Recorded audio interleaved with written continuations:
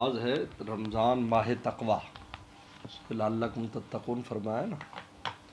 اس میں حضرت نے ایک وہ جو 70,000 والی روایت ہے، 70,000 مرتبہ کلمہ اگر پڑھا جائے تو مغفرت ہو جاتی ہے، اس لیے اپنے لیے بھی لوگ پڑھتے ہیں اور دوسروں کو بھی اصالہ ثواب کرتے ہیں۔ اس کا بارے میں لکھتے ہیں ملا علی قاری رحمۃ اللہ علیہ نے مرقات شرح مشکات میں شیخ محی الدین ابن العربی رحمۃ اللہ علیہ حوالے سے حدیث نقل کی ہے کہ حضور صلی اللہ علیہ وسلم فرمایا من قال لا الہ 70 الفا غفر لہ، جو 70,000 بار لا الہ کہے گا تو اس کی مغفرت کر دی جائے گی۔ جس شخص نے 70,000 لا الہ پڑھا اس کی مغفرت کر دی جاتی ہے۔ اس حدیث ذکر کرنے کے بعد نقل فرمایا ہے کہ ومن قیل لہ غفر لہ ایضا، اگر کسی کے پڑھ کر اصالہ ثواب کیا جائے تو اس کی بھی مغفرت کر دی جاتی ہے۔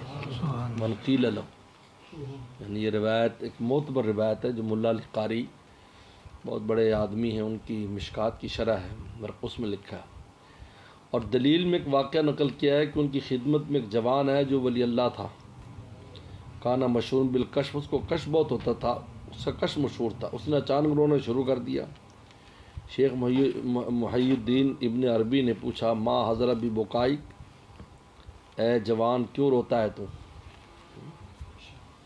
اے جوان کیوں روتا ہے؟ اس نے کہا انی ارا امی فی العذاب، میں اپنی ماں کو عذاب میں دیکھ رہا ہوں کہ والدہ فوت ہو گئی تھی، اس کو کشف ہوا کہ ماں عذاب میں۔ شیخ ابن عربی فرماتے ہیں فوہبت لامہ، انہوں نے اپنے لیے پڑھا ہوا تھا تو اس نے ان کی ماں کو 70,000 کا ثواب ہدیہ کر دیا، اور دل میں اللہ سے بات کہ اللہ یہ جو میں نے 70,000 لا الہ پڑھا ہے اور ابھی تک کسی کو اصالہ ثواب نہیں کیا، یہ اس جوان اللہ والد کی ماں کو عطا کر دے۔ فضائی کے شاب، بس اسی وقت وہ جوان ہنسنے لگ گیا، حالانکہ شیخ کی زبان بھی ہلی نہیں تھی، دل میں اللہ تعالی سودا کیا تھا، لیکن چونکہ اس جوان کا کشف بہت مشہور تھا تو فوراً ہنسا۔ شیخ نے ما ھذا للضحک، کیوں ہنستے ہو؟ اس نے کہا انی ارا امی فی حسن المآب، میں اپنی ماں کو جنت میں دیکھ رہا ہوں۔ سبحان اللہ، تھوڑی دیر پہلے جنت میں، پھر جنت میں چلی گئی۔ شیخ فرماتے فعملت صحت حدیث بصحت کشفی، تو کہا کہ عالم تو میں سمجھ گیا کہ یہ حدیث بالکل صحیح ہے اس کے کشف کی وجہ سے، وہ صحت کشف بصحت حاضر حدیث، اور اس کا کشف صحیح حدیث کی وجہ سے، یعنی حدیث صحیح ہوگی کشف کی وجہ سے، کشف صحیح ہو گیا حدیث کی وجہ سے۔ حدیث پر یقین تو پہلے ہی تھا لیکن اب اور بڑھ گیا، اس لیے عرض کرتا ہوں زندگی چند دن کی ہے، نہ جانے بلا لے پیا کس گھڑی، تو رہ جائے تختی کھڑی کی کھڑی۔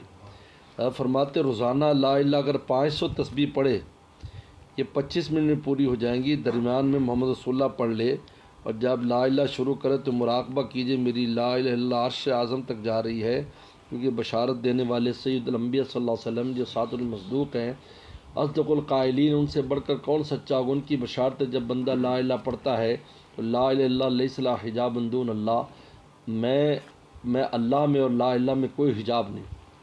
اس پر ایک شعر یاد آیا، نگاہ عشق تو بے پردہ دیکھتی ہے اسے، خرد کے سامنے اب تک حجاب عالم ہے۔ جب یہ تصور ہوگا کہ میری حل لا الہ عرش اعظم پہنچ رہی ہے، اللہ تعالی سے ملاقات کرے، تو بتائیے مزہ آئے گا کہ نہیں؟ تو روزانہ لا الہ 5 تسبیح پڑھنے سے 5 مہینے میں 75,000 مرتبہ کلمہ پورا ہو جاتا ہے۔ تو ہر 5 ماہ بعد کسی رشتہ دار، مثلا والد کو، والدہ کو، دادا کو، دادی کو، نانا کو، نانی کو 70,000 مرتبہ کلمہ پڑھ کر بخش سکتے ہیں۔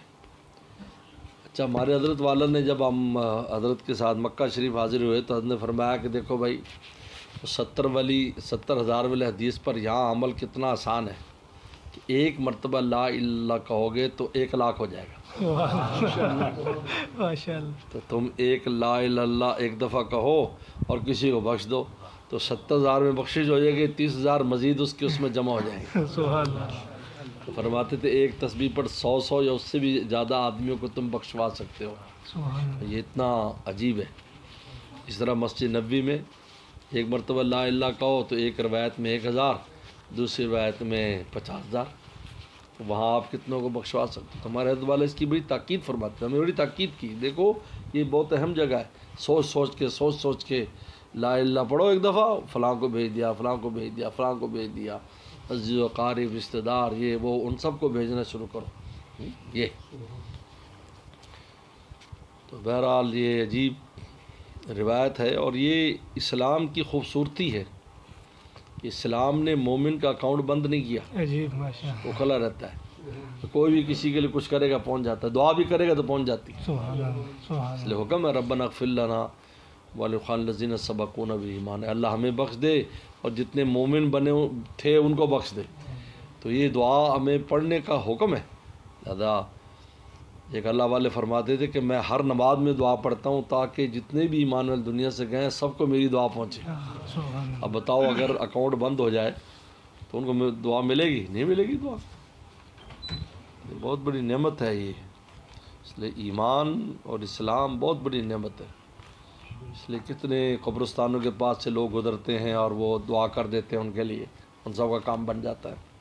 کتنے بڑے بڑے اللہ کے پیارے گزرتے ہیں، وہ دعا کر دیتے ہیں، سال ثواب کر دیتے ہیں، قبرستان والوں کا کام بن جاتا ہے.